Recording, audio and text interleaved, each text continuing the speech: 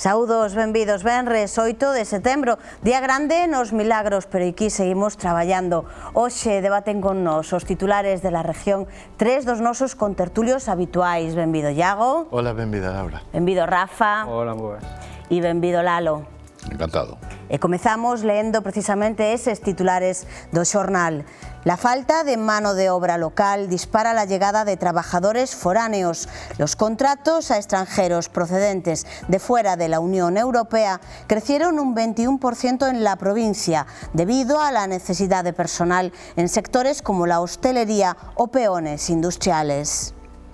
En Fotonoticia, novena dos milagros, las antorchas honran a la Virgen. Un año más, la devoción de miles de ourensanos por la Virgen dos Milagros se reflejaba anoche en el rosario de las antorchas, que iluminaron con su luz la explanada del santuario de Montemedo pese a la lluvia. La novena llega hoy a su día grande, con la misa solemne que tendrá lugar a mediodía. Continuamos con más titulares. La negativa de los bomberos a hacer turnos extra deja sin servicio a Verín y a Carballiño. Las bajas y la huelga del personal obligaron a cerrar ayer los dos parques. Centenares de escolares de la ciudad quedan sin ayudas para comer y material. El concello deja también sin subvención a 11 entidades sociales por falta de dinero. Las atracciones de fiesta de O Barco dejarán de hacer ruido 1 hora al día. La justicia inicia el curso en Ourense con más de 14.300 asuntos pendientes. La amenaza de lluvia traslada el concierto de Robert Plant al auditorio de Ourense. Y la Xunta flexibiliza las exigencias para convertir bajos vacíos en viviendas. Los conciertos de la región. La última propuesta musical de Santiago Auserón animará hoy Rivadavia y además en la revista Reverter, historia del automovilismo gallego. Comenzamos el debate precisamente con la noticia que abre el periódico, esa falta de mano de obra que trae de cabeza a empresarios. Iago, como é posible que nunha cidade na que temos tan cerca un centro de formación en hostelería, por exemplo, non haxa man de obra dispoñible para ese sector? Bueno, ni para ese sector ni para outros, pero o tráxico de Ourense, da cidade e da provincia, é a diminución de poboación. Penso que outro día saía unha nova de que Ourense, unha vez máis a cabeza de indicadores desgraciadamente negativos, era a que máis poboación perdera de todo o Estado. Entón, claro, non hai man de obra en este sector, e moitos menos na industria. Claro, este sector, porque é o que temos, porque cada vez en outros sectores onde se require profesionais máis cualificados xa non existe ni posto de traballo, pero claro, o avellentamento da poboación, a perda de poboación activa, somos tamén a máis baixa de todo o Estado en poboación activa. Que acontece? O que provoca? Que en aqueles sectores onde sí existen postos de traballo, pois non exista xente en idade laboral como para poder prestalo, e temos que recorrer a inmigrantes, pois o mellor de lugares máis desfavorecidos todavía de Ourense, que ocupar esos postos de traballo. Eu creo que é a triste realidade da nosa provincia, é dicir, que ese despoboamento, ese avellentamento de poboación e, sobre todo, pois, esa perda incluso de oportunidades en postos máis cualificados, non? Rafa, cal é a túa opinión? Eu comparto o que di Iago. Ourense simplemente é exponente, non, de todas esas cousas, o envellecemento poblacional e a falta de xente xoven que poda botar unha mão, non, exactamente nestes traballos. Pero, bueno, en todo o Estado estáse vendo que a necesidade, levamos anos dicindo, non, que necesitamos traer a xente de fora ou xente tal a traballar, non? Algúns venimos reclamando de fai tempo pois a necesidade, non, de abrir as nosas fronteiras de tal. En estes momentos hai calculados, fai pouco nós sacamos unha ILP para regularizar a 500.000 ciudadanos estranxeiros que están xa dentro do noso Estado e que non teñen papeles e non poden concurrir ou traballar en cuestións que son vitais ao final. Ao final vemos que o campo, a gandería, o sector pesqueiro... Cuidados a maiores. Pois todo todos esos resulta que non teñen xente para traballar, e aí, sin embargo, hai un gran contingente de xente que quería traballar e non ten papeles para poder facelo. Eu creo que hai que abrir xa un pouquiño as nosas miras e empezar a pensar que necesitamos destas mãos que están aquí, que están deseando empezar a cotizar, pois para ter dereitos e tamén ter obligacións, o sea, as dúas partes. E se non é por solidaridade, que sea dunha parte egoísta, pois para que empecen a pagar impuestos, para que empecen a xerar, pois a cubrir estas vacantes que non serán cubertos, e todo eso. Lalo, pola contra, nós si estamos formando personal cualificado, pero que marcha a outros lugares, non? Sí, pero, a ver, está descrita perfectamente a situación, pero eu creo que hai que empezar a deixar de chorar e abrir a perspectiva a óptica, non? É certo, eso que plantexades, o que decía Iago e Rafa, é absolutamente certo, pero si melloraran as condicións en determinados ámbitos en Ourense, moi probablemente boa parte dos rapaces nosos que se van, e eu falo en primeira persoa, iban a facer igual, porque o mundo hoxe é unha aldea e os rapaces teñen unha formación cosmopolita e de larga mirada e probablemente necesitan probar outras experiencias, ir, probablemente retornar en algúns casos, entón eso dificilmente vamos a poder paralo. Outra cousa é que a ausencia de personal, porque tamén é certo que todos eses rapaces que se van, a maioría son rapaces formados, que saen da universidade e non atopan aquí ou ben teñen unha perspectiva distinta, pero o problema onde o estamos tendo é en traballos de asistencia básica, hostelería, cuidado de maiores, limpeza, e aí das a paradoxa de que temos xente no paro, pero non hai persoal para cubrir baixas laborais, non? Entón, hai unha disfunción que o sistema non dá arranxado, non sei se ten moito interés, pero desde logo non dá arranxado dende hai moitos anos. Eu teño contado xa aquí incluso experiencias de FP onde non hai conexión entre o que demandan as empresas e o que ofrece o sistema docente. E entonces chegamos a esa cousa tan disparatada de que temos xente que en teoría necesita traballar, pero temos postos que non damos cuberto. E, bueno, pois de aí probablemente entra a xente que ven de fora e igual é unha oportunidade para mitigar o avellentamento da poboación desta provincia que, en fin, está en niveis insoportables case, non? Ven xente xoven, como dice Rafa, veñen a traballar, si se lles busca e se adecúa esa realidade, probablemente se optimizaría esa man de obra que chega, producen, son xóvenes, non gastan, non consumen medicinas, entonces aportan ao sistema e producen nos beneficios. E máis, xa ahora mismo, sin resolver aínda de forma consciente ese colapso que temos, si de mañá ou pasado pararan a xente que se dedica ao sector servicios e ao cuidado de maiores, caíamos en picado. O sea, teríamos un crack, pero de proporcións bíblicas. Sobre todo en Ourense.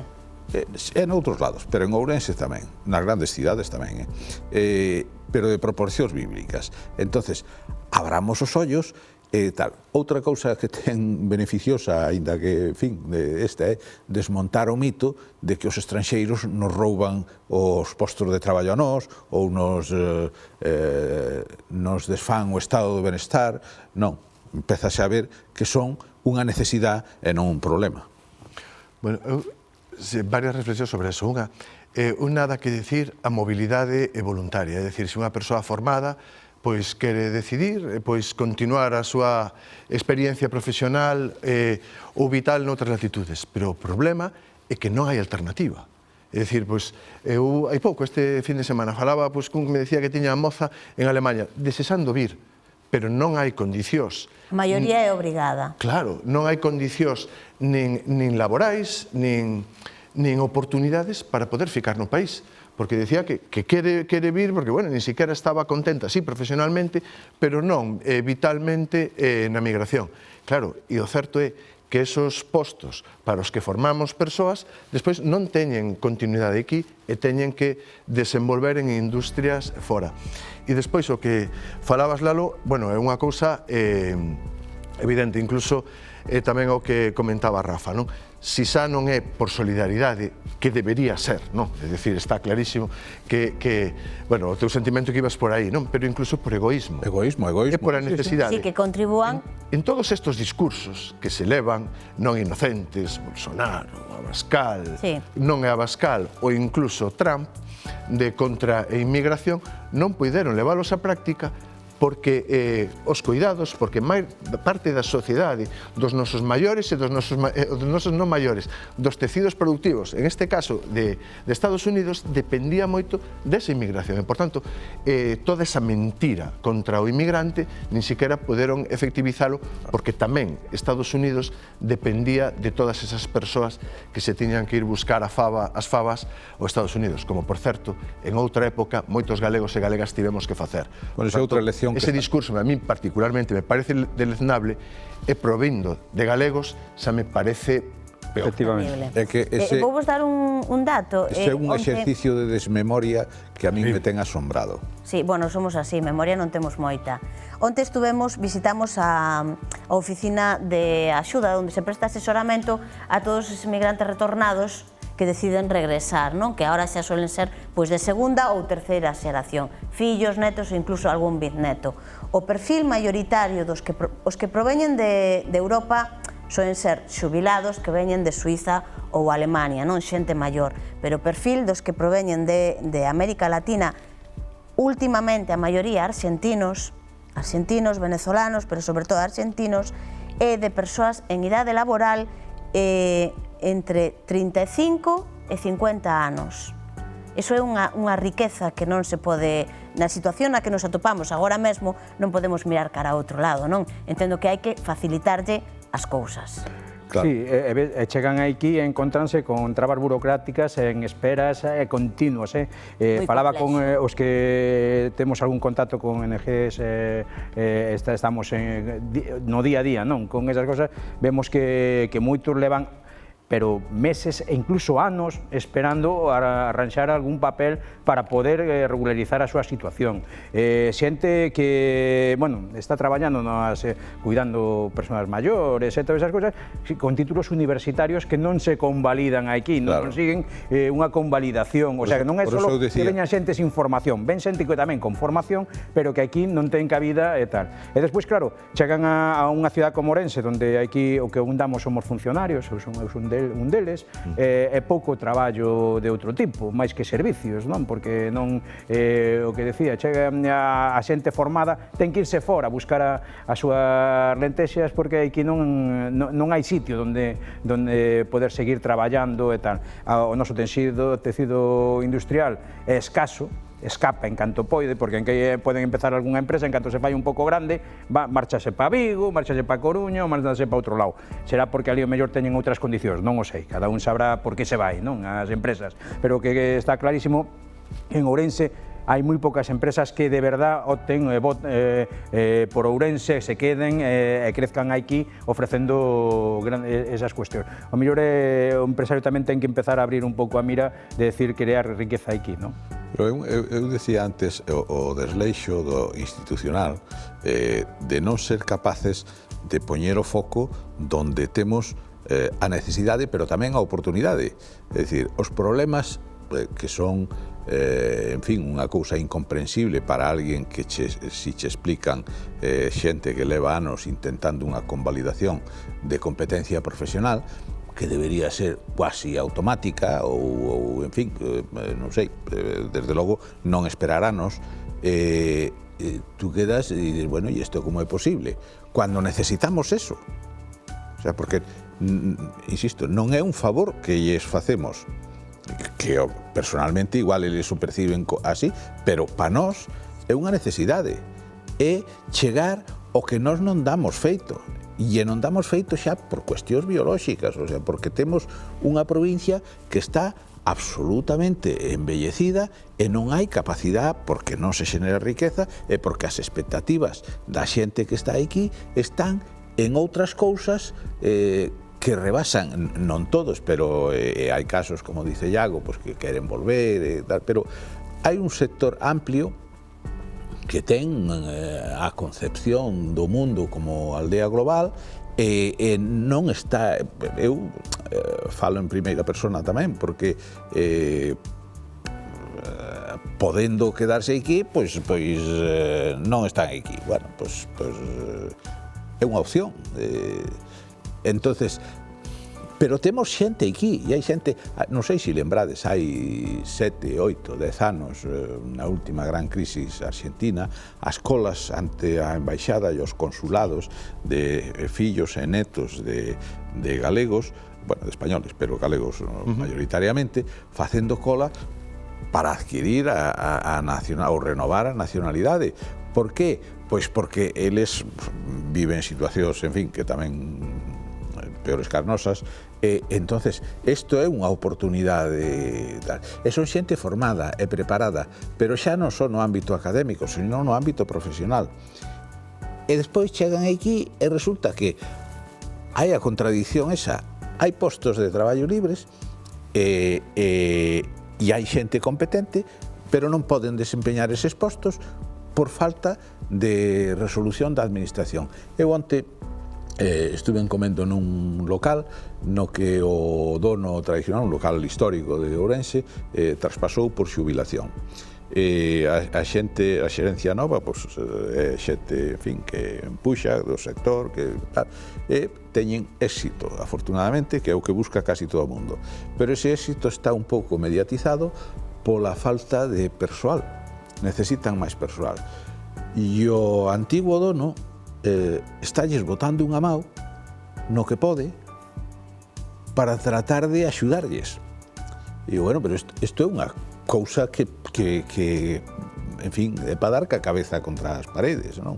Bueno, pois habrá que repensar eso e a xente que ten responsabilidades poñer máis no asunto e dicir, vamos a ver como se pode buscar unha solución, que as hai. Sí, pero mira, nos últimos anos Ourense perdeu 20.000 postos na industria. 20.000 postos de traballo na industria. Que carai, é moito. Pero despois, se te pos desde a posición do empresario, les o xornal de hoxe, ou saes á rúa, ou vas á casa do Concello, ou vas á casa da Diputación, e dis, se dan as condicións para dicirlle a unha persoa, confía en Ourense, ven a aposta por Ourense, decir, pero bueno, non sei, a esa gallola de grilos, en ese donde, bueno, se está no regate corto e temos a inseguridade, porque eu creo que as administracións públicas o que temos que facer é crear un clima que dé a seguridade e posibilidades ao empresariado para que se asiente e para que invista. Eu creo que Ourense, a verdade, que non estamos dando esa impresión como para que se confíe en nós. As responsabilidades son compartidas e quenes as ostentan teñen máis que a xente do común. Pero todos somos culpables, porque non na mesma medida. Cando o futuro de unha cidade se fía a concesión graciosa de 100 euros, algo temos que ver. Temos que ir á publicidade xa, pois empezamos con eso, non vou a ser capaz de cortar o debate. Prometo que seguimos a volta.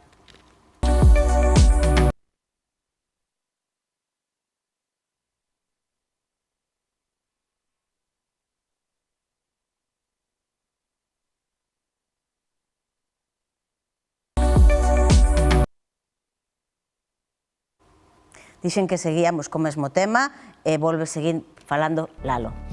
Eu xa o dixen, o sea, cando as responsabilidades son compartidas e a cidadanía non está ao marxen das responsabilidades do que nos ocurre. Cando necesitamos pensar e repensar o futuro e que debemos facer e que non debemos facer para ir para torcer hacia a senda positiva, resulta que fiamos o noso futuro a quen nos concede 100 euros de maneira graciosa un ano, que agora estamos ou están recaudando, pois, eliminando cultura e eliminando actividades de centros cívicos e cousas así. Con eso vamos a seguir agora, porque o luns comeza o cole de novo, moita forza para todas as familias que están agora mesmo nesa recta final, que a ver que nos atura os pequenos este fin de semana. E moitas familias de Ourense acaban de atoparse con que non van a contar cunha axuda coa que contaban que igual lles podía aliviar o gasto. É moitísimo gasto que hai que desembolsar no mes de setembro en axuda, o sea, en mercar o material escolar, pero logo tamén están as axudas para o comedor. O comedor, a axuda que o Concello dá, son uns 90 euros mensuales. O comedor para unha familia é un servizo imprescindible. Agora mesmo hai moitas familias que se quedan e non saben que vai a pasar, porque quedan en unha lista de agarda que non sabemos se vai seguir correndo, non? E ben, eso, a coalición do que dicía Lalo. Primeiro regalamos unhas cantidades ou destinamos as luces de Nadal unha barbaridade, pero deixamos un servicio que para min a todas luces é imprescindible e agora estamos como estamos. Mira, dúas pequenas reflexións. Unha, o fío do que falaba Lalo. Eu creo que a democracia é un dereito e tamén implica unha responsabilidade.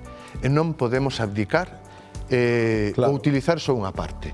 Eu teño dereito a participar, pero tamén teño a obriga de saber as consecuencias dos meus actos. E iso é moi importante. E é moi importante, por qué? Porque despois estamos o que comentas. É dicir, despois todas esas malas xestións, todos estes investimentos faraónicos, ineficaces e de derroche de recursos públicos, de algún lado hai que recortar. E hai que recortar de que? Hai que recortar de comedores escolares. E despois, a traxedia de que non se destinan cantidades abondos, hai outra traxedia engadida. Cale, comentábamos onte, que en moitas destas solicitudes, precisamente a xente que ten maior capacidade de conexión a internet ou está máis formada digitalmente, incluso, entre aspas, o mellor a menos necesitada, dentro das necesidades, é que a solicita primeiro, e é a que a concede, e despois resulta... Por orden de chegada. Claro, que a xente, pois o mellor que ten menos posibilidade de acceso a internet, porque o mellor non ten internet na casa, porque tamén acontece, o que hai quen xente que ten mal conexión, e que precisamente é a xente que máis apoio require, que é a que fica excluída de todas estas axudas necesarias para poder escolarizar, para poder participar. A situación é tan perversa como esa. E claro, debemos de ser conscientes de que temos o dereito a participar, pero que tamén é unha responsabilidade e que despois non todos somos iguais. E que cada un mire e que exerzamos e que gañe quen a cidadanía quere que o goberne.